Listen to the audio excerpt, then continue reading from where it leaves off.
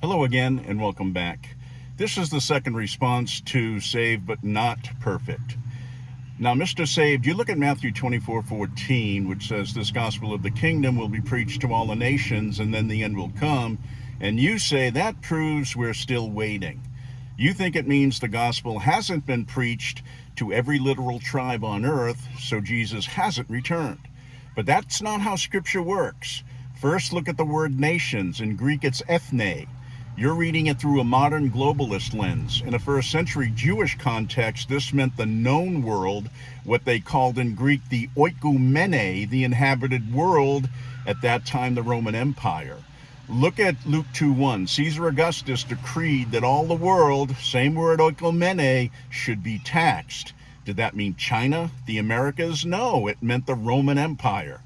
When Luke says all the world, he means the world relevant to his context, and that is exactly what Jesus meant. By the time Jerusalem fell in AD 70, the gospel had saturated the Roman Empire, just as Paul claimed in Colossians chapter 1, verses 6 and 23, quote, which has come to you as it has also in all the world, and is bringing forth fruit as it is also among you since the day you heard and knew the grace of God and truth. Verse 23, if indeed you continue in the faith, grounded and steadfast, and are not moved away from the hope of the gospel, which you heard, which was preached to every creature under heaven.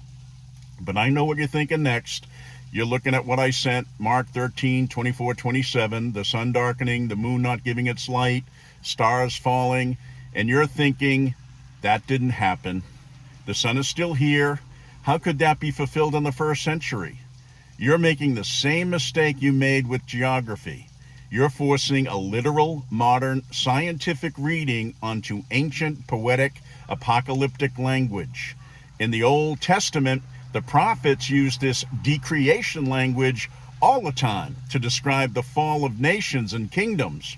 When Isaiah prophesied the fall of Babylon, he said in Isaiah 13:10, quote, the stars of heaven and their constellations will not give their light. The sun will be darkened in its going forth.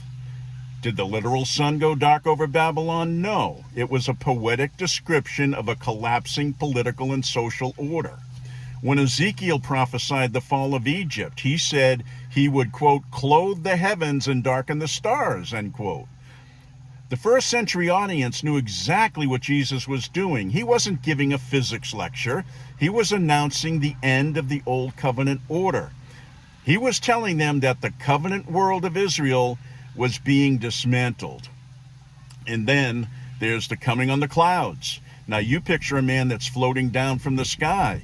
But again, look at the Bible. Throughout the Old Testament, God's coming on clouds was standard language for his judgment upon nations.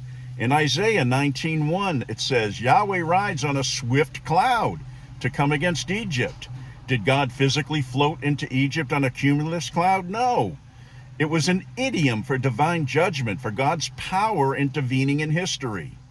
When Jesus said the Son of Man would come in the clouds, he was using the same language of the prophets to say that he was returning to visit judgment upon the generation that rejected him.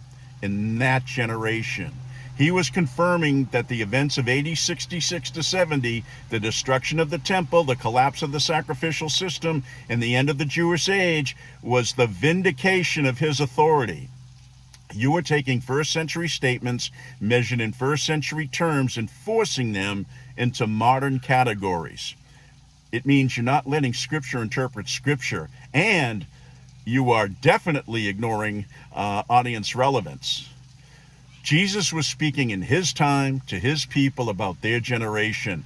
Everything he spoke of was fulfilled exactly as he promised before that generation passed away. Now, post comments and questions down below. This was a biblical and logical explanation to a few of your questions. So I expect that you'll have a positive reaction.